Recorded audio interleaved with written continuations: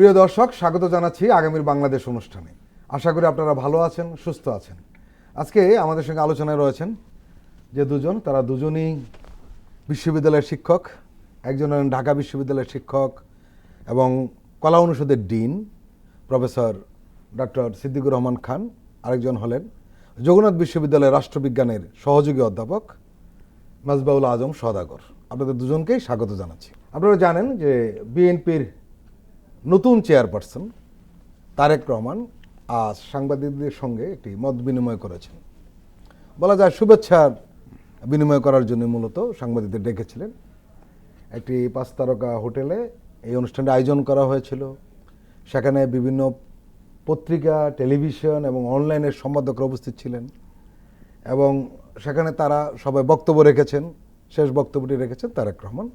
সবার বক্তব্য শোনার পর তারেক রহমান বক্তব্যে একটা কথা বলেছেন। উনি বলেছেন যে 5ই আগস্টের আগের অবস্থায় আর ফিরে যাওয়া যাবে না। কারণ তিনি বলছেন যে দেশ যে মূল্য দিয়েছে, বিশেষ করে 5ই আগস্টের যে ঘটনাটা ঘটেছে, এ থেকে আসলে রাজনীতিবিদরা সরতে পারবে না, এই ধরনের কথা বলেছেন। কি বলবেন আপনি? আমরা জানি যে গতকাল রাতে বিএনপির যে জাতীয় স্থায়ী কমিটি আছে, স্ট্যান্ডিং কমিটি, তাদের যে সেই কমিটিতে বিএনপির যে দলীয় গঠনতন্ত্র আছে, সেই গঠনতন্ত্রের 7(গ)(3) উপধারা অনুযায়ী দলের ভারপ্রাপ্ত চেয়ারম্যান জনাব তারেক রহমান, তিনি দলের পূর্ণাঙ্গ চেয়ারম্যানের হিসাবে তিনি দায়িত্বভার গ্রহণ করেছেন এবং তার উপর সেই দায়িত্বভার ন্যস্ত করা হয়েছে। আমরা জানি যে তারেক রহমান সাহেব এই দলের চেয়ারম্যান হিসাবে দায়িত্বভার গ্রহণ করবেন, এটা অনেকটাই প্রত্যাশিত ছিল এবং এটা সময়ের অপেক্ষা মাত্র ছিল। কেননা বিএনপির যিনি চেয়ারপারসন ছিলেন, তার যে 30 ডিসেম্বরে মৃত্যু, এবং মৃত্যুর পর দলের গঠনতন্ত্র অনুযায়ী সিনিয়র ভাইস প্রেসিডেন্ট যিনি চেয়ারম্যান যিনি থাকেন, তিনি যে কোনো পর্যায়ে এই পদটি শূন্য হলে তিনি এটি দায়িত্ব নেন। তারেক রহমানের এই দায়িত্বভার গ্রহণ, এটি বিএনপির রাজনীতির জন্য একটা নতুন মাত্রা যোগ করলো। কেননা আমরা জানি যে 2018 সাল থেকে বেগম খালেদা জিয়া তিনি দলের চেয়ারপারসন হিসাবে প্রথমে কারাগারে ছিলেন এবং 24 আগস্টের পর তিনি মুক্ত হলেও রাজনৈতিক কার্যক্রমে তিনি শারীরিক অসুস্থতার জন্য অংশগ্রহণ করতে পারেন নাই। ফলে আমরা দেখছি যে প্রায় 7 বছর ধরে দলের ভারপ্রাপ্ত চেয়ারপারসন হিসাবে তারেক রহমান এই দলের নীতি নির্ধারণী সহ সব কিছুতে তিনি নেতৃত্ব দিচ্ছিলেন। এখন তিনি সেটি পূর্ণ দায়িত্বভার গ্রহণ করেছেন। তারেক রহমান সাহেব এই দায়িত্বভার গ্রহণ করার পর তার উত্তরবঙ্গ সফর করার কথা ছিল। ইলেকশন কমিশনের অনুরোধে তিনি সেই সফর বাতিল করেছে, আপনারা জানেন। এটাও আমি মনে করি যে রাজনীতিতে একটা নতুন শিষ্টাচার তৈরি হচ্ছে, যে তিনি, যদিও তার এটা নির্বাচনী প্রচারণা ছিল না, কিন্তু তিনি সাম্প্রতিক সময়ে যেখানেই যাচ্ছেন, যে ধরনের নেতাকর্মীদের সমাগম হচ্ছে, সেটি অনেকেই প্রশ্ন উত্থাপন করছেন যে নির্বাচনী আচরণবিধি ভঙ্গ হচ্ছে কিনা। ফলে তিনি যাননি। এখন দলের নতুন দায়িত্বভার গ্রহণ করার পর আজ তিনি যে কাজটি করেছেন সেটি হলো ঢাকার হোটেল শেরাটনে প্রিন্ট এবং ইলেকট্রনিক মিডিয়ার যে সম্পাদকদের সাথে তিনি এখানে একটা শুভেচ্ছা বিনিময় করেছেন। এবং এইখানে আমরা দেখছি যে প্রিন্ট এবং ইলেকট্রনিক মিডিয়ার অনেক সিনিয়র সম্পাদক যারা আছেন তারা এখানে উপস্থিত ছিলেন এবং তাদের মধ্যেও অনেকে কথা বলেছেন। সেখানে বাংলাদেশের বর্তমান রাজনৈতিক পরিস্থিতি থেকে শুরু করে নির্বাচন পরবর্তী পরিস্থিতি নিয়েও অনেক আলোচনা সেখানে হয়েছে এবং এই আলোচনার পরিপ্রেক্ষিতে তিনি একটা সমাপনী বক্তব্য রেখেছেন। এবং আপনি যে কথাটা বলেছেন, সেই সমাপনী বক্তব্যে তিনি বলেছেন যে বাংলাদেশে আমরা এখন কঠিন চ্যালেঞ্জের মধ্যে আছে। সম্পাদকরা বলেছেন যে বাংলাদেশের সামনে অনেক চ্যালেঞ্জ, তিনি বলেছেন কঠিন চ্যালেঞ্জ। তো এই কঠিন চ্যালেঞ্জের মধ্যে যে বাংলাদেশের রাজনৈতিক দলগুলোর মধ্যে যে মত পার্থক্য আছে, তিনি এটাকে স্বীকার করে নিয়ে বলছেন যে এই মত পার্থক্য কোনোভাবে যেন মতবিরোধে রূপান্তরিত না হয়। বিশেষভাবে তিনি বলেছেন যে বাংলাদেশ একটা ফ্যাসিবাদী শাসন ব্যবস্থার কবল থেকে একটা 24 জুলাইয়ের ছাত্র জনতার গণ অভ্যুত্থানের মধ্য দিয়ে বাংলাদেশ একটা নতুন বাস্তবতার মধ্যে প্রবেশ করেছে। এই বাস্তবতার মধ্যেও অনেক সংকট আমাদের আছে, অনেক চ্যালেঞ্জ আছে, কিন্তু তা সত্ত্বেও আমাদের আর কোনো অবস্থাতেই 5 আগস্টের যে পূর্ববর্তী বাংলাদেশ, সেই বাংলাদেশের মধ্যে ফিরে যাওয়া যাবে না। এবং তিনি সেইখানে বলেছেন যে এইটুকু করার জন্য আমাদের সংলাপ, তিনি এটা উপরে দিয়েছে, আলাপ আলোচনার মাধ্যমে আমাদের মধ্যে যে দূরত্ব আছে সেইগুলো কমানোর ব্যাপারে তিনি গুরুত্ব আরোপ করেছেন। এবং তিনি বলেছেন যে 12 তারিখ থেকে অর্থাৎ আগামীকাল থেকে মানে আগামী 12 তারিখ থেকে পরশুদিন থেকে সেইখানে আলাপ আলোচনা শুরু করবেন বলে তিনি সাংবাদিকদেরকে জানিয়েছেন। আমি তারেক রহমানের এই দলের চেয়ারপারসনের দায়িত্বভার গ্রহণ করা এবং একই সাথে আজকে তিনি যে সংবাদ কর্মীদের সাথে বা সংবাদপত্রের সম্পাদকদের সাথে যে মত বিনিময়ে এটাকে শুভেচ্ছা বিনিময় করেছেন, সেইখানে যে আলোচনাটা হয়েছে সেই আলোচনাটাকে আমি অত্যন্ত ইতিবাচক ভাবে দেখছি। এবং এইখানে দেখেন যে বাংলাদেশের সংবাদপত্রের সাথে আপনি বিগত রেজিমের এই ধরনের বারবার আমরা সংবাদপত্রগুলোর সাথে আলোচনার দেখতাম, সেইখানে যে ধরনের আমরা চাটুকারিতা, যে ধরনের দেখতাম যে রাষ্ট্রপ্রধানের প্রতি, প্রধানমন্ত্রীর প্রতি তাদের যে ধরনের মানে চাটুকারিতা ছিল এবং তিনি সেটাকে এক ধরনের উপভোগ করতেন। আজকের শুভেচ্ছা বিনিময় অনুষ্ঠানে তিনি একজনকে অবুদে তাকে মাননীয় বলে অ্যাড্রেস করেছেন, সে বিনয়ের সাথে বলেছেন যে আমার এটা দরকার নেই। আরেকটা জিনিস আমার কাছে যেটি ভালো লাগছে বা আমি বলতে চাই যে আজকে এখানে অনেক সম্পাদকরা উপস্থিত ছিলেন, তাদের কাছেও কিন্তু আমাদের একটা প্রত্যাশা আছে। তার রাজনীতিবিদদেরকে ভবিষ্যতে কোন দিকে নিয়ে যাবে এটার উপর অনেক কিছু নির্ভর করে সংবাদ মাধ্যমগুলোর উপর। তো আজকে তারা যে দায়িত্বশীলতার আচরণ করেছেন বা যেভাবে সংযতভাবে বক্তব্য রেখেছেন, আমরা চাই যে ওনারাও এই ধারাটা অব্যাহত রাখুক। অর্থাৎ একজন নেতা নিজেকে যেন নেতৃত্বের জায়গার মধ্যেই দেখতে পান, মহামানব বা দেবত্বের আসনে যেন তাকে বসিয়ে ফেলা না হয়। সাংবাদিকরা কি করবে? ক্ষমতাকে প্রশ্ন করবে, এইটা থাকা উচিত। হ্যাঁ, প্রশ্ন করবে। এবং আমরা এখন যদি না শিখতে পারি, আমরা আর কোনো সময় আমাদের কিছু হবে না। কারণ আমরা যে জায়গা থেকে এসেছি এবং তারেক রহমান সাহেব যেটা বলছেন সেইখানে আমরা আর যেতে চাই না। এইখানে শুধুমাত্র সাধারণ মানুষ বা রাজনীতিবিদরা যাবেন না এইটা না, সাংবাদিকরাও যাবেন না, কেউ যাবেন না বা যাওয়ার মতো পরিস্থিতি তৈরি করবেন না, সেটা কিন্তু আমরা এখন চাই। এখানে একটা দিক আপনার সাথে একটু আলোচনা করতে চাই, সেটি হলো এটা নিয়ে নানান মহলে নানানভাবে আলোচনা হচ্ছে। আপনি জানেন যে তারেক রহমানের দুর্নীতি, টাকা পাচার, এগুলো সবই ছিল গল্প, কোনো কিছু প্রমাণ করা যায়নি। এবং কিছু মিডিয়া মন গড়া গল্প ছাপিয়ে, নানান ধরনের রিপোর্ট ছাপিয়ে তারেক রহমানের ইমেজকে ধসে দেওয়ার জন্য হেন কোনো কর্ম নেই যেটা করেনি। এটা গত 15 বছরে ফ্যাসিস্টের আমলে মিডিয়াগুলো কিন্তু করেছে, জেনে বুঝে এবং সচেতনভাবে করেছে। এবং আমরা ওই সময় আমরা দেখতাম যে কিভাবে গল্প সাজায় মিডিয়াতে, কোনো ফ্যাক্ট নাই, কোনো তথ্য নাই, কিছু না, গল্প ছাপিয়ে দিতেন। এবং এই মিডিয়াগুলো এখন আবার উল্টো সুর, হঠাৎ করে তারা 180 ডিগ্রি ঘুরে গেল এবং তারা কেউ কেউ তারেক রহমানের বন্দনায় রীতিমতো নেমে পড়েছে। আমি এটাকে আপনি কিভাবে দেখবেন? আমার কথা হলো, আপনি নিজেও কিন্তু খুব ঘনিষ্ঠভাবে জিনিসটা খেয়াল করেছেন, নিঃসন্দেহে অত্যন্ত রাজনৈতিক সচেতন মানুষ। না, নিঃসন্দেহে আমি যেটা বলেছি যে একটু আগে যেটা আমি আপনাকে বললাম যে মিডিয়াগুলোর এই ব্যাপারেও দায়িত্বশীল হওয়া দরকার। আমরা কাউকে মানে একজন রাজনীতিবিদদেরকে মানবীয় ত্রুটি বিচ্যুতি যেগুলো করে সেগুলোকে খোলামেলাভাবে মিডিয়াতে আসা উচিত, কিন্তু কাউকে ক্যারেক্টার অ্যাসাসিনেশন বা পলিটিক্যাল অ্যাসাসিনেশনের জন্য সেটা করেন। আপনি তো এই সম্প্রতি আপনি দেখেছেন একজন সিনিয়র সাংবাদিক বাংলাদেশের লিডিং বলেছেন যে আমি যাচাই বাছাই না করে আমাদের ডিজিএফআই থেকে সরবরাহকৃত সংবাদ প্রচার করা তারেক রহমান সম্পর্কে ভুল করেছি আমি, সেটা তিনি স্বীকার করেছেন, উপলব্ধি করেছেন। এই উপলব্ধির জায়গাটাকে আমরা মনে করতে চাই, আমরা মনে করতে চাই যে এই উপলব্ধির জায়গাটুকু থেকে তিনি যেটা বলেছেন, যে কোনোভাবেই বলেছেন, অন্যরাও এটা থেকে একটা লেসন নেবে। তারেক রহমানের দুর্নীতির সম্পর্কে, তারেক রহমানকে দুর্নীতির বরপুত্র হিসাবে এরকম হেডিংও তো হয়েছে যে পত্রিকা, সেই পত্রিকা এখন অন্যভাবে কথা বলছে। আপনি দেখেন যে এইগুলোর সম্পর্কে যে ধরনের বক্তব্য এসেছে এবং আজকে যারা আবার উল্টো করছে, এই ব্যাপারে তারেক রহমান সাহেবের নিজের ব্যক্তিগতভাবে সচেতন থাকা দরকার।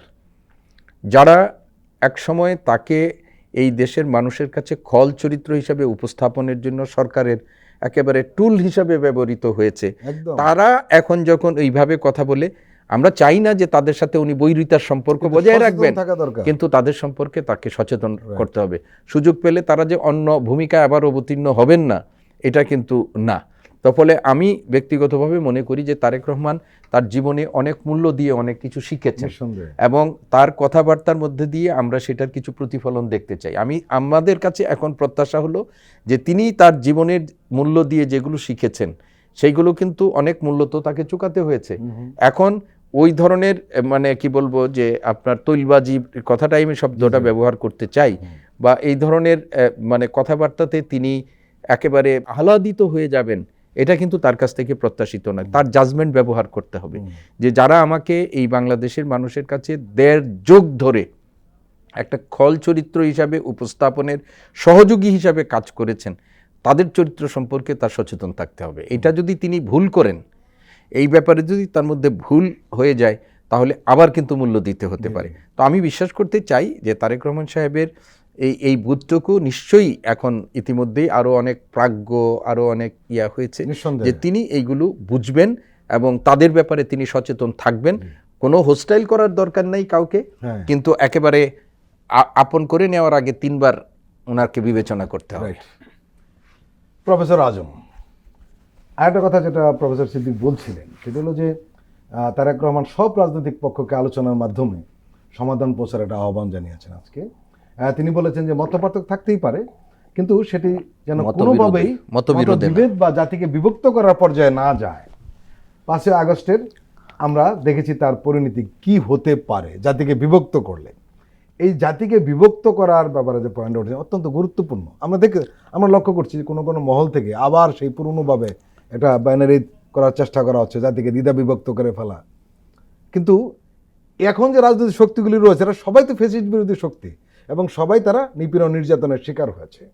এই যে তারেক রহমানের আহ্বান, আমরা মনে করছি যে এই আহ্বানের মাধ্যমে রাজনীতিতে যে আমরা বলছিলাম প্রতিযোগিতা থাকুক, প্রতিদ্বন্দ্বিতা থাকুক, কিন্তু শত্রুতা যাতে না হয়, সেটা সম্ভবত এক ধরনের প্রভাব পড়বে এবং ইতিবাচক প্রভাব পড়বে। আপনার কি মনে হয়? উন্নত গণতন্ত্রের প্রধান একটা বৈশিষ্ট্যই হচ্ছে যে সেখানে ন্যাশনাল ইন্টারেস্টকে ডিফাইন করা হয়। প্রথমে ন্যাশনাল ইন্টারেস্টকে ডিফাইন করার মধ্য দিয়ে রাজনৈতিক পক্ষগুলো সবাই একটা জায়গায় পৌঁছে যায় যে ন্যাশনাল ইন্টারেস্টের ব্যাপারে আমরা সবাই এক, কিন্তু সবার লক্ষ্য থাকে একটাই, বাট এই লক্ষ্যতে পৌঁছার ওয়েটা সবার ভিন্ন থাকে। একটা দল বলছে যে আমি এই পলিসিতে যাব, আর দল বলছে এই পলিসিতে যাব, পলিসিগত ভিন্নতা থাকে, কিন্তু ন্যাশনাল ইন্টারেস্টের ব্যাপারে সবাই এক। আপনি ভারতের মতো জায়গায় আমার প্রতিবেশী, সেখানেও সেটা দেখবেন, উন্নত দেশগুলোতেও সেটা দেখবেন। তো দুঃখজনকভাবে বাংলাদেশের রাজনৈতিক সংস্কৃতিতে এত কনফ্রন্টেশনাল এবং কনফ্লিক্টিং রিলেশনশিপ ছিল বিরোধী দল এবং সরকারি দলের মধ্যে দীর্ঘদিন থেকে, যার কারণে আমাদের রাজনৈতিক ব্যবস্থা উন্নত ব্যবস্থার দিকে আগায় নেই, গণতন্ত্র ফ্লোরিশ করে নেই এখানে, এবং একটা উল্টো একটা ফ্যাসিবাদী, এক্সট্রিম ফ্যাসিবাদী একটা শাসন ব্যবস্থা আমাদের দেশে প্রতিষ্ঠিত হয়েছে। এই পরিপ্রেক্ষিতে কিন্তু জুলাই রিভলিউশনটা হয়েছে। জুলাই রিভলিউশনের পরবর্তী পরিস্থিতিতে আমাদের যে সিচুয়েশন এখন আমরা দেখছি, এখানে তারেক রহমান আসার পরে আমরা একটা নতুন সিগনিফিকেন্স এখানে লক্ষ্য করছি। একটা হচ্ছে তিনি আসার পরে তিনি যে বক্তৃতাগুলো দিচ্ছেন, যে কথাগুলো বলছেন, এখানে কিন্তু এই জিনিসটা আমরা আর দেখছি না আর কি, এমনি তো দেখছি না। এবং আজকে তার বক্তব্যের মধ্য দিয়ে আমরা পরিষ্কার একটা ধারণা পেলাম যে তিনি চাচ্ছেন যে সমস্ত পক্ষকে নিয়ে উনি কথা বলে সমস্যার সমাধান চাচ্ছেন, তিনি আলোচনার মাধ্যমে সমাধান করবেন। এর অর্থটা দাঁড়ায় এই, অর্থাৎ আমাদের দেশে কনফ্লিক্টটা তৈরি হয় হচ্ছে উইনার্স গেট অল সংস্কৃতি থেকে। মানে যে নির্বাচনে জিতবে সব তার, বাকিগুলোকে সব জায়গা থেকে ছাঁটাই করে দিতে হবে। 1, 2 নম্বর হচ্ছে তাদেরকে জেলে পুরতে হবে, 3 নম্বর হচ্ছে তাদের উপর নির্যাতন নিপীড়ন চলবে, তাদের সাথে কোনো আলোচনা হবে না। এই সংস্কৃতি থেকে আমরা যে বের হয়ে আসব, তারেক রহমানের আজকের বক্তব্য থেকে সেই জিনিসটা আমরা পরিষ্কার একটা ধারণা পাচ্ছি। এবং এর মধ্য দিয়ে মানে উন্নত রাজনৈতিক সংস্কৃতিতে যে পৌঁছার একটা মানে ইঙ্গিত কিন্তু এর মধ্যে রয়েছে। এখন এইটার দায়িত্ব কিন্তু সবার রয়েছে। এখানে স্যারও বললেন, আমরা বললাম, এখানে সংবাদপত্রের একটা গুরুত্বপূর্ণ দায়িত্ব রয়েছে। সংবাদপত্র কিন্তু এখন কিন্তু 5th অর্গান বলা হয় সংবাদপত্রকে, মিডিয়া চতুর্থ স্তম্ভ বলা হয়। তো সংবাদপত্রের একটা ভূমিকাটা আছে। ফ্যাসিবাদী শাসন ব্যবস্থাটা যে বাংলাদেশে প্রতিষ্ঠিত হয়েছে, বাংলাদেশের সংবাদ মাধ্যম ইচ্ছা করলে এটা রুখে দিতে পারত, কিন্তু সংবাদ মাধ্যম এটাকে রুখে দেয়নি, লালন পালন করেছে। এবং তারেক রহমানের ক্ষেত্রে স্যার তো একটু অল্প করে হালকা করে বললেন, আমি এর গুরু অর্থটা একটু বলতে চাই। গুরু অর্থটা কেমন, যে তারেক রহমানকে যে জাতির সামনে এইভাবে উপস্থাপন করা হয়েছে, আপনি সেই পত্রিকার ভাষাগুলো আপনি দেখবেন ভয়াবহ। যেমন সবচেয়ে কঠিন ভাষা আপনার একটা মনে হয়েছে, তারেক রহমানের বিচার হতে হবে, এটা আপনি আরেকবার পড়বেন, স্যারকে বলবো আরেকবার এটা পড়বেন স্যার। এবং সম্পাদকের বাই নেম ছিল সেখানে তার নামে লেখা, সেখানে কি ভাষাগুলো ব্যবহার করা হয়েছে, অথচ কোনো তথ্য প্রমাণ কিন্তু দেয়া হয় না যে এটা যে সঠিক, এটার পক্ষে কি কি তথ্য প্রমাণ আছে সেটা কিন্তু দেয়া হতো না কখনো। প্রথম কথা হচ্ছে, এটা কি শুধুই তারেক রহমানকে ছোট করার জন্য এটা বলা হতো? নো, এটার মধ্যে দিয়ে অনেক বড় সিগনিফিকেন্স ছিল। বড় সিগনিফিকেন্সটা কি, এর মধ্য দিয়ে যে ফ্যাসিবাদী শাসনের যে ফিলোসফিক্যাল লেজিটিমেসি উৎপাদন করা হতো, যে একমাত্র এই ফ্যাসিস্ট শাসন ব্যবস্থার সাথে যারা জড়িত তারা ছাড়া বাকি যারা আছে তারা সবাই করাপ্টেড, তাদের এদেশে রাজনীতি করার কোনো অধিকার নাই, তারা সবাই অনৈতিক, তাদের কোনো বৈধতা নেই এদেশে, মানে এই ন্যারেটিভটা তারা উৎপাদন করত। মানে শুধু তারেক রহমানকে ছোট করতো শুধু এটা না, এর অনেক বড় ফিলোসফিক্যাল সিগনিফিকেন্স রয়েছে। বৈধতা উৎপাদন যারা করে তারা হচ্ছে যারা অপরাধ করে তার হচ্ছে আরো বেশি বড় অপরাধ, কারণ লেজিটিমেসি কিন্তু তিনি তৈরি করে দেয়। আপনাকে রিমান্ড নিতে হবে, আপনার উপর নির্যাতন চালাতে হবে, আপনাকে এই দেশের রাজনীতিতে অপ্রাসঙ্গিক করে তুলতে হবে, আপনাকে এই দেশে রাজনীতি করতে দেওয়া হবে না, আপনি কেউ না, বিশেষ করে আদারিং যে কালচার, এই যুক্তিগুলোর পক্ষে তারা একটা ফিলোসফিক্যাল লেজিটিমেসি, নৈতিক লেজিটিমেসি উৎপাদন করার জন্য এই কাজটা করত। এই প্রোপাগান্ডাটার সিলেক্টিভ কিছু উদ্দেশ্য ছিল আর কি, যেটার মধ্য দিয়ে ফ্যাসিবাদ এখানে শক্তিশালী হয়েছে। এখন আজকে তারেক রহমানের বক্তব্যের মধ্যে দিয়ে স্যার যেটা বললেন যে তাকে হোস্টাইল সিচুয়েশন করার দরকার নেই, কারণ তারেক রহমান নিজেই বলেছে যে আমার বিরুদ্ধে যে কে কার্টুন এঁকেছে উনি ভালো করে জানে, বিকৃত কার্টুন কে এঁকেছে কন্টিনিউ। তৎকালীন বিএনপি সরকার একটা কথা বলেনি তাদের বিরুদ্ধে এবং তাদেরকে কোনোদিন বাধা দেয়নি, এবং সেই তারাই কিন্তু এখন এসে দাবি করতেছে যে না না আমরা ওই সময় আসলে কম্পারেটিভলি ভালো ছিলাম, এই সময়ে খুব খুব খারাপ অবস্থায় আমরা ছিলাম। তাহলে কম্পারেটিভলি যে আপনি ভালো থাকেন তাহলে এই কথাটা কিন্তু আপনি ওই ফ্যাসিবাদী সময়ে আপনি বলেন নাই, ওই সময় কিন্তু আপনি তারেক রহমানের চরিত্র হনন করেছিলেন, তাকে অপ্রাসঙ্গিক করে তুলতেছিলেন, তাকে নাই করে দিচ্ছিলেন, আপনি তাকে আদারিং করতেছিলেন যে আপনি কেউ না। তাহলে তখন আপনি এই কথাটা কিন্তু বলেন নাই। তো এটার মধ্য দিয়ে তারেক রহমানকে স্যার যেটা বললেন যে তারেক রহমানকে সচেতন হতে হবে, হোস্টাইল সিচুয়েশনে যাব না, সংবাদপত্রের স্বাধীনতা থাকবে, কিন্তু এই দুর্বৃত্তদের থেকে তাকে সতর্ক থাকতে হবে। আরেকটা জিনিস হচ্ছে, আমরা পরিবর্তনের প্রভাব বিভিন্ন জায়গায় কিন্তু আমরা লক্ষ্য করতেছি। ইভেন আপনি রাজনীতিবিদরা এখন কোঅপারেশনের ভিত্তিতে সামনে দেশকে এগিয়ে নেবে সেই সিমটমও আমরা পাচ্ছি, কিন্তু সংবাদপত্র থেকে কিন্তু এখন পর্যন্ত আমরা, আপনি এটা ফরিদ ভাই ভালো বলতে পারবেন, সংবাদপত্র থেকে কিন্তু আমরা এই ধরনের কোনো ইন্ডিকেশন আমরা পাইনি। তারা আগের মতোই আচরণ করবেন তারা, নাকি তারা নিরপেক্ষ সাংবাদিকতা করবেন, তারা নীতিনিষ্ঠ সাংবাদিকতা করবেন, এই ধরনের কিন্তু কোনো অ্যাসুরেন্স আমরা কিন্তু এখন সংবাদপত্র থেকে পাইনি। বরং আগের সিমটম এখনও কিন্তু আমি লক্ষ্য করতেছি, আগের সিমটম। তো সংবাদপত্র যদি এই জায়গায় গুরুত্বপূর্ণ ভূমিকা না রাখতে পারে, তাহলে রাজনীতিবিদরা যে কোঅপারেশন করতে চাচ্ছে আগামী দিনে, সেটাও কিন্তু অনেক বড় অংশে বাধাগ্রস্ত হবে আমি মনে করি। প্রিয় দর্শক, আমরা এখন একটি বিরতি নিচ্ছি, আপনারা আমাদের সঙ্গেই থাকুন।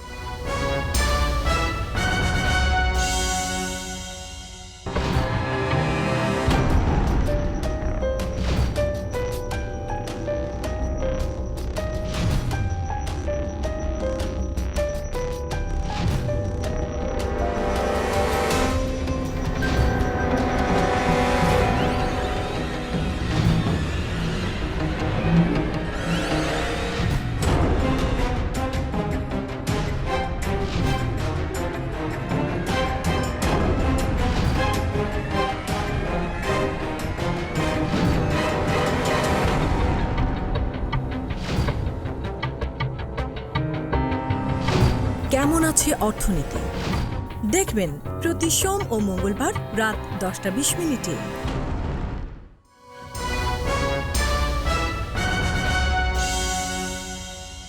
আবারও স্বাগত আগামীর বাংলাদেশ অনুষ্ঠানে। আজকে আমাদের সঙ্গে আলোচনায় রয়েছেন প্রফেসর ডক্টর মোহাম্মদ সিদ্দিকুর রহমান খান, ঢাকা বিশ্ববিদ্যালয়ের কলা অনুষদের ডিন, রয়েছেন মেজবাউল আজম সওদাগর, সহযোগী অধ্যাপক, রাষ্ট্রবিজ্ঞান বিভাগ, জগন্নাথ বিশ্ববিদ্যালয়। প্রফেসর খান, শহীদ প্রেসিডেন্ট জিয়াউর রহমান এবং ম্যাডাম খালেদা জিয়া, তারা ছিলেন বিএনপির কর্ণধার, এরপরে চেয়ারম্যান হলেন তারেক রহমান। তাদের উচ্চতা মাত্রা অনেক উপরে, এটা নিঃসন্দেহে তারেক রহমানের জন্য একটা চ্যালেঞ্জ, স্বাভাবিক, এটা একেবারে আমরা সবাই বুঝি। এছাড়া এই যে উনি দায়িত্ব নিলেন দলের সামনে, নির্বাচন, সব মিলিয়ে এই মুহূর্তে তারেক রহমানের সামনে কি কি চ্যালেঞ্জ রয়েছে বলে আপনার মনে হয়? তারেক রহমান বিএনপির রাজনীতিতে তিনি চেয়ারপারসন হিসেবে তিনি নির্বাচিত হয়েছেন, দায়িত্বভার গ্রহণ করেছেন তিনি। কিন্তু রাজনৈতিক দলে তারেক রহমানের এই যে দলের শীর্ষ পর্যায়ে যাওয়ার জন্য কতগুলো পথ প্রক্রিয়া কিন্তু তিনি অতিক্রম করেছেন। 1988 সালে তিনি বিএনপির প্রাথমিক সদস্য পদ গ্রহণ করেছিলেন।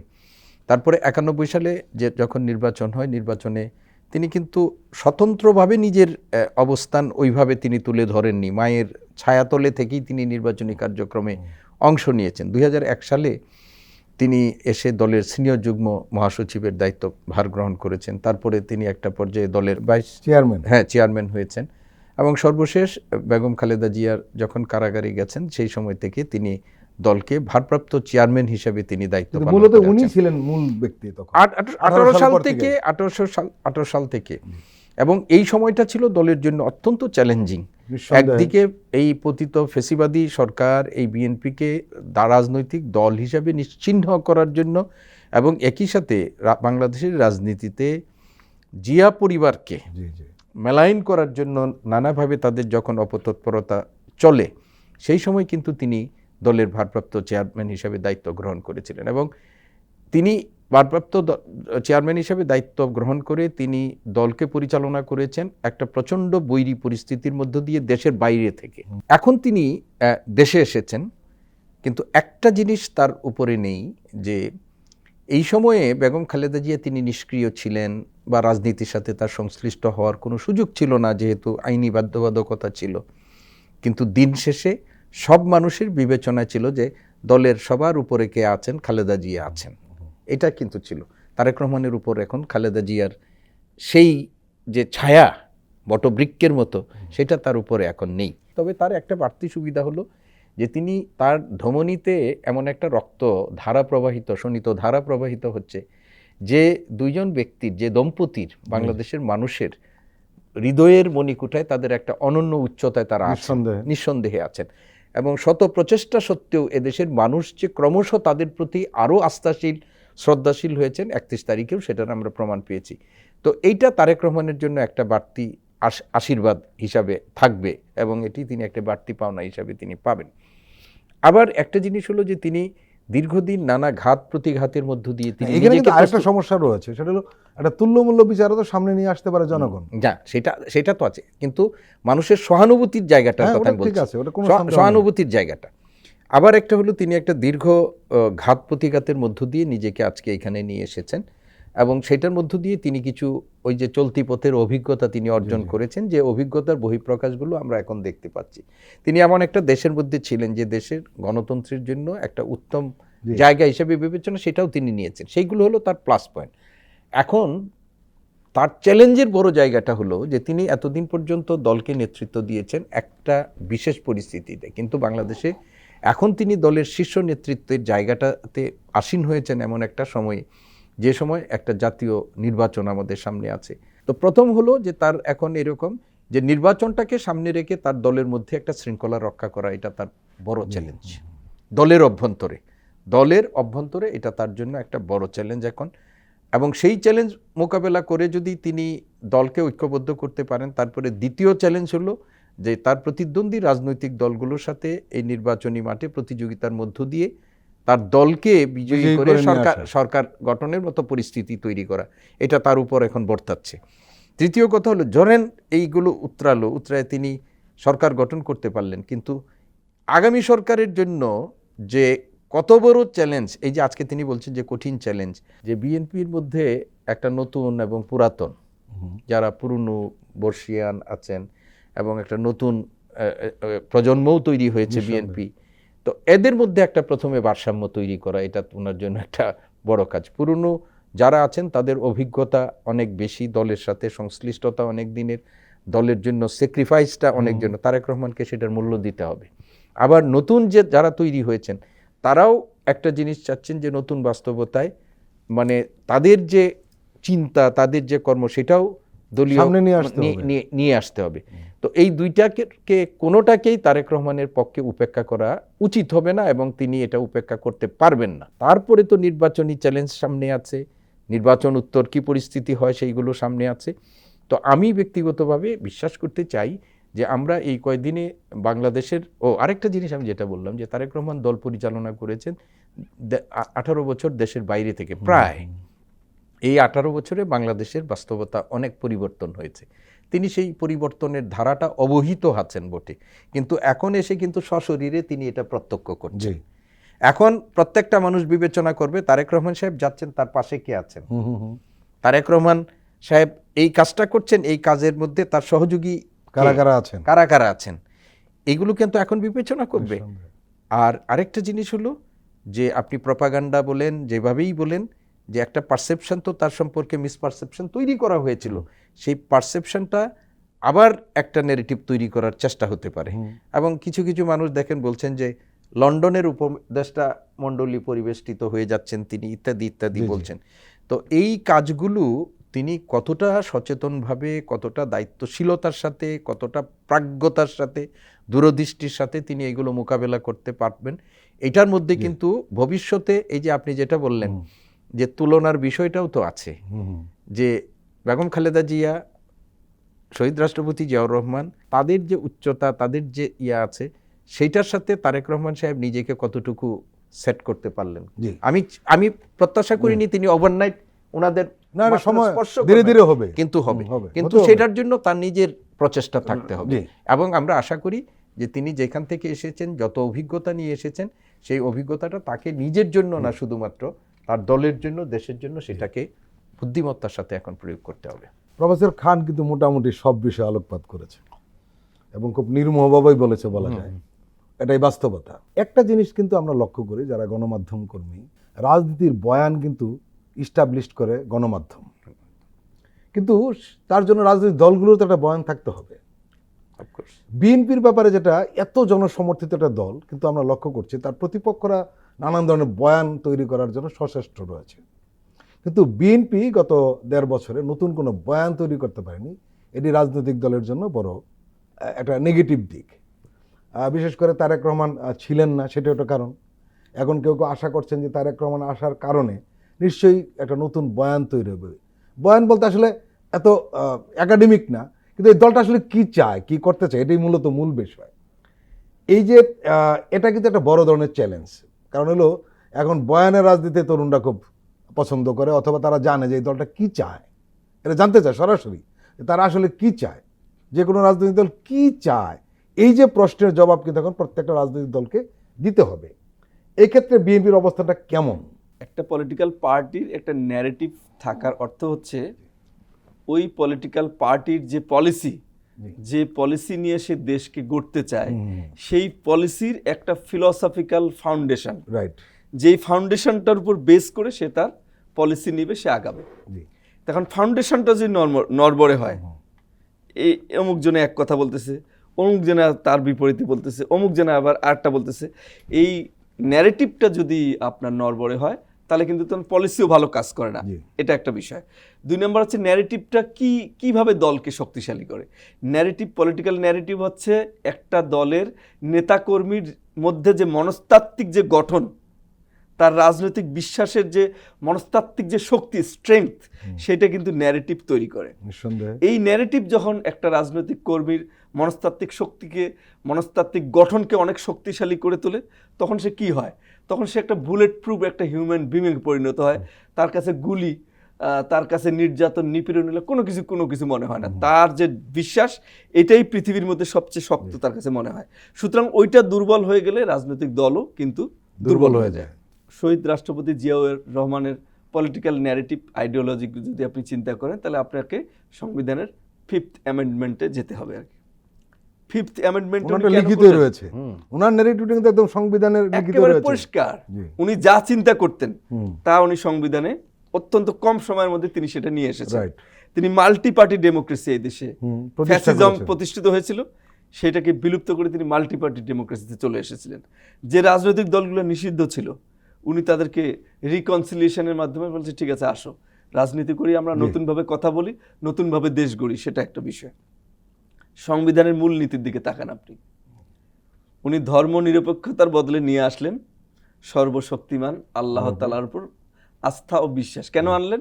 90% এখানে মুসলমান, এই দেশের প্রত্যেকটা মানুষের নামাজ পড়ুক না পড়ুক, আজান হওয়ার সাথে সাথে মা বোনেরা মাথায় কাপড় দিল।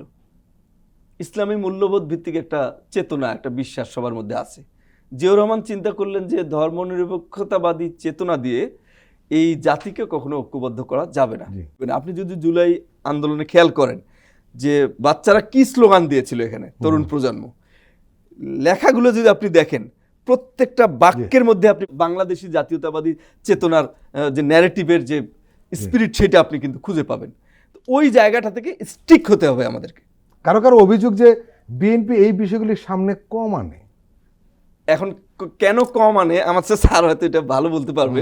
এখানে বিএনপির যে 31 দফা কর্মসূচি, সেই 31 দফা কর্মসূচিতে তাদের মূল ভিত্তি হলো বাংলাদেশি না, জাতীয়তা, ওটা ঠিক আছে, কিন্তু এবং সেই বাংলাদেশি জাতীয়তাবাদের ভিত্তিতে একটা রেইনবো নেশনের কথা ওরা বলেন, যে রেইনবো নেশনটার মধ্যে আমাদের বাংলাদেশের সকল নৃগোষ্ঠী, যারা রহমান এসে নেমে যেটা বলেছেন যে সমতল, পাহাড়, ধর্ম, বর্ণ নির্বিশেষে সবার আগে আমাদের বাংলাদেশ, সবার আগে ঠিক আছে, কিন্তু এই কথাগুলো, হ্যাঁ, সবার এই আগে কথাগুলো বাংলাদেশ তাদের বক্তৃতা, বিবৃতি, হ্যাঁ, লেখায় বলা উচিত।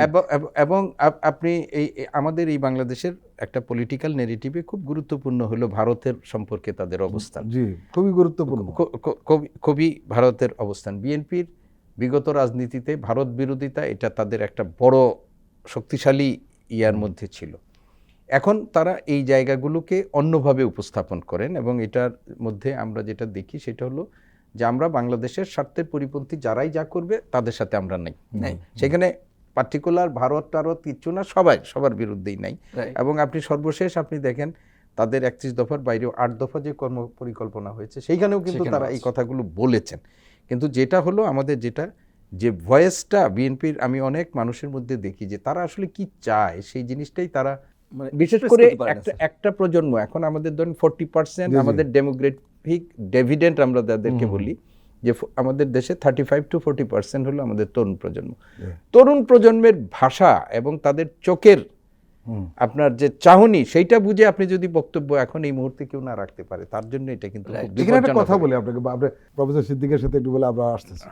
আপনি ভারত প্রসঙ্গ বলেছেন, আপনি দেখেন ম্যাডাম খালেদা জিয়া কি বলতেন, উনি বলতেন আমাদের বাইরে বন্ধু আছে, প্রভু নেই।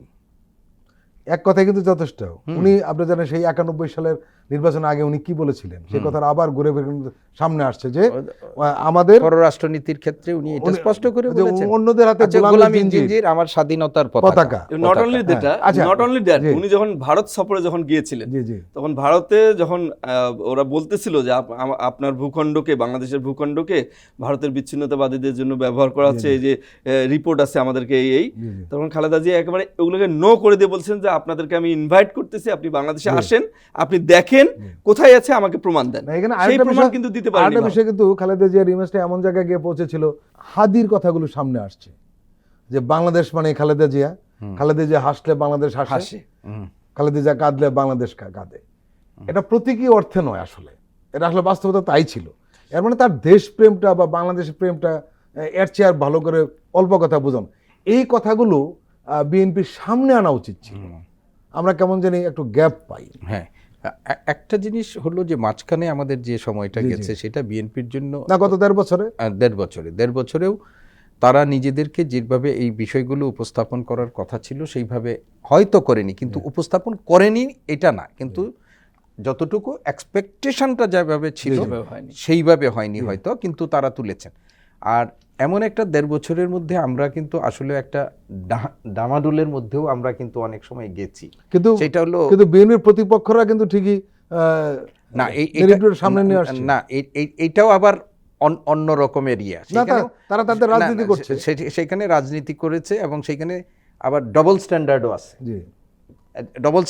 আছে রাজনীতিতে। এটা আমি অস্বাভাবিক কিছু মনে করি না, কিন্তু আমরা যেটা মনে করি যে বাংলাদেশের একটা বিএনপি দায়িত্বশীল রাজনৈতিক দল হিসাবে ওনারা বলছেন সবার আগে বাংলাদেশ, আসলে সবার আগে বাংলাদেশ, এবং এই বাংলাদেশ সবার আগে, আমি এই কথা যদি ধারণ করি, বাংলাদেশের জন্য যারা হার্মফুল হবে তাদের বিরুদ্ধে আমাদের অবশ্যই অবস্থান। যে শক্তি বাংলাদেশের জন্য অভ্যন্তরীণ হতে পারে, বাইরের হতে পারে, হ্যাঁ, যেই হোক, এবং এইটা শুধু স্লোগান সর্বস্ব হলে হবে না, এটাকে আমার কাজে প্রমাণ করে দেখাতে হবে।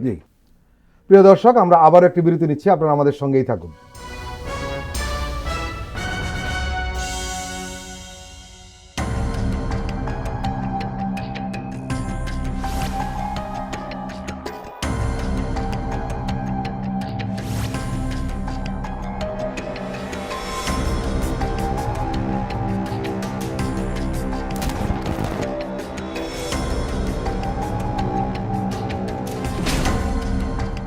ফ্যাসিবাদের দিনলিপি, গবেষণা ও উপস্থাপনা সাইদ খান, প্রযোজনা আফরোজা সুলতানা ও মামুন মাহমুদ।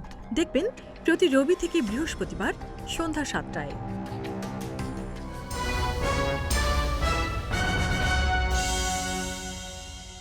আবারও স্বাগত আগামীর বাংলাদেশ অনুষ্ঠানে। আজকে আমাদের সঙ্গে আলোচনায় রয়েছেন জগন্নাথ বিশ্ববিদ্যালয়ের রাষ্ট্রবিজ্ঞান বিভাগের সহযোগী অধ্যাপক নাজবুল আজম সওদাগর, রয়েছেন ঢাকা বিশ্ববিদ্যালয়ের কলা অনুষদের dean professor doctor Mohammad Siddiqur Rahman Khan. Professor Azam, তরুণদের কথা বলছিলেন প্রফেসর খান। একটা বিষয় যেটা আলোচনা হচ্ছে ইদানিং, যে ডাকসু থেকে যোগসু, প্রায় সব ছাত্র সংসদের যে নির্বাচনের ফলাফলটা হলো, এটা নিয়ে কিন্তু এখন রাজনীতিতে বড় ধরনের একটা আলোচনা চলছে। আপনারা দুজনেই সবসময় তরুণদের সাথে থাকেন, কথা বলেন, মেশেন। আমি গণমাধ্যম কর্মী, অনেকের সাথে মিশি, কিন্তু আপনারা তরুণদের সাথে যত মেশেন, সম্ভবত 1000 ভাগের 1 ভাগ আমার মেশার সুযোগ হয় না। এখানে আপনারা সব কিছু খুব কাছ থেকে দেখার সুযোগ হয় আপনাদের। আমরা দেখছি তরুণরা অনেকটা বদলে গেছে। আপনার কাছে আমার প্রশ্ন, যে কেন এবং কিভাবে এই পরিবর্তনটা হলো? কোন পরিবর্তনটার কথা বলছেন? এই যে বিশ্ববিদ্যালয়ের নির্বাচনের যে ফলাফলটা, আচ্ছা, এটাকে কেন্দ্র করেই মূলত এই প্রশ্নটা। এটার অনেকগুলো কারণ বলা যাবে এটাতে। তবে মুখ্য কারণটা যদি একটু আপনি বলেন, সেটা হচ্ছে যে দীর্ঘদিনের যে আপনার রাজনৈতিক পরিস্থিতিটা যে ছিল, এই পরিস্থিতিটাতে মানে দুটো ছাত্র সংগঠনের মধ্যে যে আমরা জয় পরাজয়টা দেখতে পাচ্ছি, এখানে একেবারে একাডেমিক্যালি যদি আমাকে বলতে বলেন, তাহলে সেটা হচ্ছে যে সংগঠনটি এখন বিজয়ী হচ্ছে বিভিন্ন জায়গায়, তারা মোটামুটি একটা ইনস্টিটিউশন, তাদের সংগঠনটাকে তারা একটা প্রপার একটা ইনস্টিটিউশন হিসেবে তারা তৈরি করেছিল বিভিন্নভাবে। অনেকে বলে যে গোপনভাবে তারা কাজ করেছিল, আবার তারা প্র্যাকটিক্যালি এখন তারা কাজ করছে। তারা একটা ইনস্টিটিউশন বিভাগে এমনভাবে তৈরি করেছে যে প্রত্যেকটা কর্মীদের পলিটিক্যাল এডুকেশন তারা দিতে পেরেছে, যে প্রশিক্ষিত করে তুলতে পেরেছে, এবং একটা সুনির্দিষ্ট পরিকল্পনা মাফিক তারা কাজ করেছে আর কি। এবং সেই দিক থেকে যারা এখন নির্বাচনে খারাপ করছে, সেই দিকটাতে তারা কিছুটা পিছিয়ে ছিল। এটি একটি অন্যতম কারণ। আর আমি আবারও এখানে পলিটিক্যাল ন্যারেটিভটার কথা বলবো, যে ছাত্র সংগঠনটা হচ্ছে দুর্বল হয়ে যাচ্ছে। যে স্যার সহ যেটা আলোচনা করলাম এতক্ষণ, যে স্যার বললেন যে 31 দফার মধ্যে আছে, আর সব জায়গার মধ্যে আছে। এবং আমরা যে বলছিলাম যে সবার আগে বাংলাদেশ, ভেরি ভেরি স্মার্ট একটা স্লোগান। এটাই কিন্তু বাংলাদেশি জাতীয়তাবাদের স্লোগান, ডেফিনেটলি, এটা দিয়ে কোনো সন্দেহ নাই। কিন্তু আমার পলিটিক্যাল যে অ্যাক্টিভিস্ট যারা আছে, তাদেরকে কিন্তু এই ন্যারেটিভের ফিলসফি নিয়ে তাদের একটা মনস্তাত্ত্বিক সেট আপ যে গড়ে তোলা, এটা কিন্তু দীর্ঘদিন থেকে করা হয়নি। যার ফলে এটা স্লোগানকে জাস্ট একটা স্লোগান হিসেবে তারা নিচ্ছে। যেমন আমি যদি বাংলাদেশি জাতীয়তাবাদে বিশ্বাসী হই, তাহলে আমার রাজনৈতিক বক্তব্যগুলো কেমন হবে, আমার চিন্তা ভাবনা কেমন হবে, আমার মনস্তাত্ত্বিক গঠন কেমন হবে, আমি বাঙালি জাতীয়তাবাদের যে ন্যারেটিভ, সেটাকে কিভাবে আমি... এর মানে কি আপনি বলতে চাচ্ছেন যে ছাত্রদল নতুন প্রজন্মের ভাষায় কথা বলতে পারছেন না? একেবারে পারছে না যে তা না, মানে বিপ্লব পরবর্তী সময়ে যে মানে পরিবর্তনের যে ছোঁয়া, ডেফিনেটলি তারা সেই জায়গাটাকে অ্যাড্রেস করার জন্য আপনার বক্তব্য মনে হচ্ছে কিছুটা গ্যাপ রয়েছে। গ্যাপটা কেন? হ্যাঁ, গ্যাপটা হচ্ছে তাদের এই যে পলিটিক্যাল এডুকেশনটা, তাদের ইনস্টিটিউশন হিসাবে একটা অর্গানাইজেশন যেভাবে কাজ করা দরকার, সেই কাজটা বিভিন্ন কারণে তাদের হয়নি। এখন সেই দিকটাতে যদি তারা নজর দেয় এবং রিয়েলি একজন পলিটিক্যাল অ্যাক্টিভিস্ট হিসেবে যদি সে গড়ে ওঠে, তার এডুকেশন, তার পড়াশোনা, তার দক্ষতা, তার নেতৃত্ব, তার যোগ্যতা সব কিছু মিলিয়ে প্রকৃতপক্ষে একজন পলিটিক্যাল অ্যাক্টিভিস্ট হিসেবে এই সংগঠনের কর্মীদেরকে সেইভাবে তৈরি হতে হবে। এবং এর জন্য দরকার পলিটিক্যাল ন্যারেটিভ। এখন পলিটিক্যাল ন্যারেটিভ কিন্তু ছাত্রদলের ছেলেরা একটা সংকট তৈরি হয়েছে। শেষ করি, পলিটিক্যাল ন্যারেটিভের কথা বলছে, তো এই ন্যারেটিভ ধারণ করছে তরুণরা বেশিরভাগ সময়। কিন্তু আমরা দেখছি যে ছাত্রদলের একটা বড় ধরনের, বিভিন্ন রাজনীতি বিশ্লেষকরা বলছেন যে এর যে নেতৃত্বে যারা রয়েছেন, এরা ছাত্রও না, এত গ্যাপ পড়েছে এই জেনজিদের সঙ্গে তাদের গ্যাপ। হ্যাঁ, গ্যাপের বিষয়টা যেটা আপনি বললেন, ওইটার উত্তরটা হচ্ছে অবশ্যই ছাত্ররা নিজেই, আমি অনেকদেরকে জিজ্ঞাসা করে বলেছি, সরাসরি অনেকে বলেছে স্যার ওনাদেরকে তো আমি চিনি না। কেন তুমি চিনবা না? ওনাদের তো আমাদের অনেক সিনিয়র। এটা অবশ্যই একটা দুর্বলতা। তো যে কোনো ছাত্র সংগঠনের হোক, এটা অবশ্যই এক্সিস্টিং কারেন্ট যারা স্টুডেন্ট, তাদের মধ্যে থেকে নেতৃত্ব হলে ছাত্রদের সাথে যোগাযোগটা অনেকাংশে বেশি থাকবে। লাইভলি হয়। এবং হ্যাঁ, সে বেশি হবে। আচ্ছা, যেটা ন্যারেটিভের কথা বলছিলাম, ন্যারেটিভ হচ্ছে যে পলিটিক্যাল অ্যাক্টিভিস্টদেরকে মনস্তাত্ত্বিক গঠনটা তাদের তৈরি করবে, এবং এটার জন্য কিন্তু যে মেইন পলিটিক্যাল পার্টি সেখান থেকে ন্যারেটিভটা এক্সপোর্টেড হয়ে আসতে হবে। আপনি সিনিয়র লিডারদের দেখবেন যে বাংলাদেশি জাতীয়তাবাদ জিনিসটা কি এটা নিয়ে কোনো বক্তব্যে আপনি দেখাইতে পারবেন না যে কেউ কোনো বক্তব্য দিচ্ছে যেখান থেকে পলিটিক্যাল অ্যাক্টিভিস্টরা এখানে কিছু শিখবে। এই ধরনের কোনো বক্তব্য বিবৃতি নাই। পাশাপাশি এটা নিয়ে যে পড়াশোনা করবে সেই ধরনের ইনস্টিটিউশনাল কোনো অ্যারেঞ্জমেন্ট আমি অন্তত চোখে পড়েনি, স্যার আরও ভালো বলতে পারবেন। যার ফলে তাদের মধ্যে মনস্তাত্ত্বিক গঠনটা বাঙালি জাতীয়তাবাদকে তারা কিভাবে মোকাবেলা করবে, এবং সবার আগে বাংলাদেশ এই স্লোগানটাকে তারা সামগ্রিক দিক থেকে এটাকে কিভাবে কি লজিকগুলো দিয়ে সামনে তারা নিয়ে আসবে, এই জায়গাটাতে একটা বড় ধরনের দুর্বলতা রয়েছে।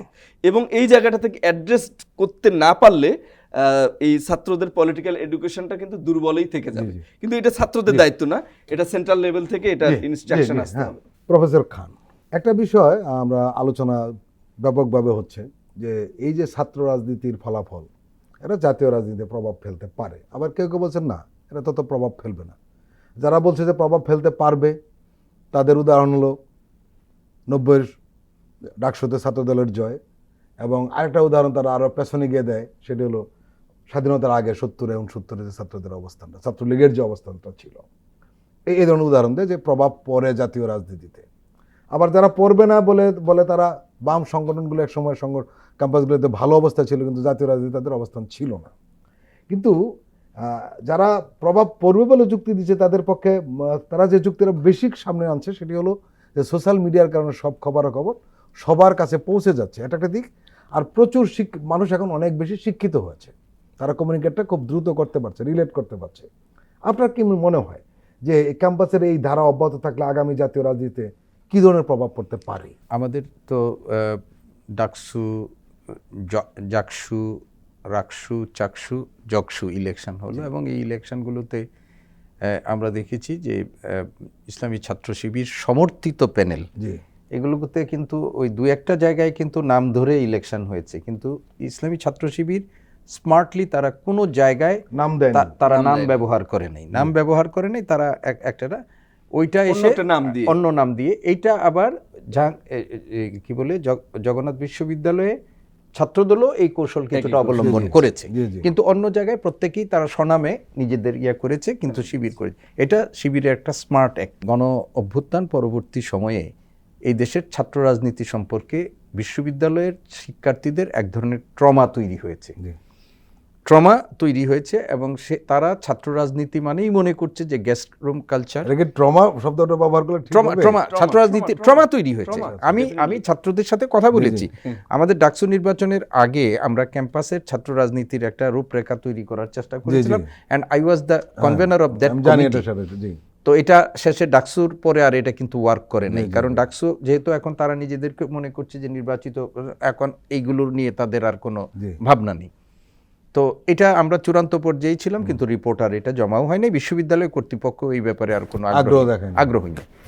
এটার দুই ধরনের মনস্তাত্ত্বিক ব্যাপার আপনি লক্ষ্য করবেন। সেটা হলো যে উনি যেটা বলেছেন যে ইসলামী ছাত্র শিবির তারা অত্যন্ত স্মার্টলি যে কাজটি করেছে, তারা তাদের সংগঠন গোপনে প্রতি বছর তারা সংগঠন পরিবর্তন করেছে, নেতৃত্ব পরিবর্তন করেছে, এবং যে নেতৃত্বটা পরিবর্তন করেছে সাইমালটানিয়াসলি কখনো কখনো তারা আবার সেই সময়ের ছাত্র সংগঠনের মানে পদ পদবি নিয়েও তারা থেকেছে, যেটা করতে পেরেছে, কিন্তু তারা ছাত্রদের মধ্যে থেকেছে।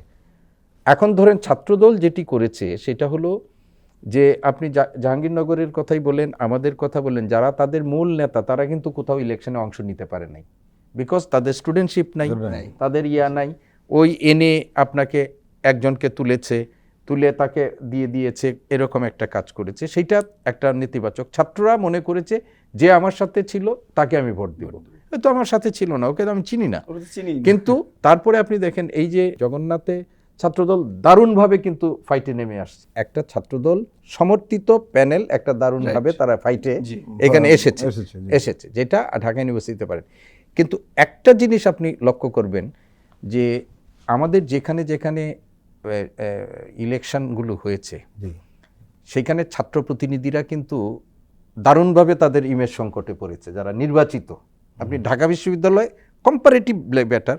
আপনি রাজশাহীর কথা বললেন, জাহাঙ্গীরনগরের কথা বললেন, এরা কিন্তু ইতিমধ্যেই ইমেজ ক্রাইসিস দারুণভাবে তৈরি করে। আজকে চিটাগং ইউনিভার্সিটিতে একটা ইভেন্ট কিন্তু আজকেও হয়েছে, ঘটনা একটা আজকেও হয়েছে। আপনি রাজশাহী বিশ্ববিদ্যালয়ে আপনি দেখেন জিএস থেকে শুরু করে ইয়াতে সাম্প্রতিক সময়ে যেগুলো, এটাও কিন্তু আগামী নির্বাচনে এটা কি ক্যাম্পাসে ইমেজ তৈরি না মিডিয়ার ইমেজ? না, কিসের আপনি বাস্তবতা গিয়ে দেখেন। আপনি এটা তো এখন তো আর কোনো কিছুই গোপন নাই।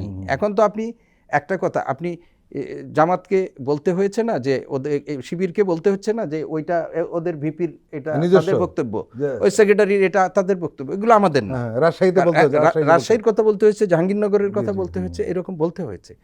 তো এইটা আমি ব্যক্তিগতভাবে মনে করি, কেউ যদি অস্বীকার করে যে না এটার প্রভাব কিছুটা পড়বে না, এটাও যেমন ঠিক না। আবার যদি বলে যে এইটা দিয়েই সব কিছু নির্ধারণ হবে, এটাও ঠিক না। অবশ্যই প্রভাব পড়বে এটা কিছুটা হলেও, কিন্তু এটাই একদম ডিটারমিনিং আমি একটু দুই লাইনে আপনাকে জানতে চাইবো, জাতীয় রাজনীতিতে কি ধরনের প্রভাব পড়তে পারে কি এটা? আমি এটাই বলছি যে এটা যে জাতীয় রাজনীতিতে প্রভাব ফেলবে না, যারা বলেন এই কথার মধ্যেও যেরকম পুরোপুরি সত্যতা নেই, আবার এটাই ডিটারমিনিং ফ্যাক্টর হয়ে যাবে, এইটাও সত্য না। তবে এটার একটা প্লাস পয়েন্ট যারা আছে তারা এটার একটা প্লাস পয়েন্ট পাবে। যাতে আপনি যত কথাই বলেন, যেভাবেই বলেন, এইভাবে বলেন। এখন ধরেন একটা ঢাকা ইউনিভার্সিটি ডাকসুর ভিপি, সে কিন্তু একটা প্রতিষ্ঠান। হ্যাঁ, এখন সেই একটা, এটা ঐতিহ্যগতভাবে আপনার একটা প্রতিষ্ঠান, তার যখন একটা জায়গায় দাঁড়ায়, তার যখন একজনের পক্ষে একটা অবস্থান হয়, সেটা তো একটা প্রভাব ফেলতে পারে। কিন্তু এইটা আমি আবারও বলতে চাই, স্পষ্ট করতে, যে এটা দিয়েই একেবারে সব কিছু হয়ে যাবে, এটাও আবার না। প্রফেসর ডক্টর মোহাম্মদ সিদ্দিকুর রহমান খান এবং মেজবাউল আজম সওদাগর, আপনারা দুজনেই দীর্ঘ সময় দিলেন এবং মূল্যবান বক্তব্য রাখলেন। বিশেষ করে তরুণদের ব্যাপারে যে আপনারা কথা বলেছেন, নিঃসন্দেহে আমাদের দর্শকরা উপকৃত হবে। এই কারণে আমি শুরুতেই বলছিলাম যে আপনারা তরুণদের মাঝখানে থাকেন, তাদের পালসটা আপনারা যেভাবে বুঝেন, অনেকেই আমরা সেভাবে বুঝি না। আপনাদের দুজনকেই আন্তরিকভাবে ধন্যবাদ। ধন্যবাদ। প্রিয় দর্শক, আজকের অনুষ্ঠান আমরা এখানে শেষ করছি। আপনারা ভালো থাকবেন, সুস্থ থাকবেন। আল্লাহ হাফেজ।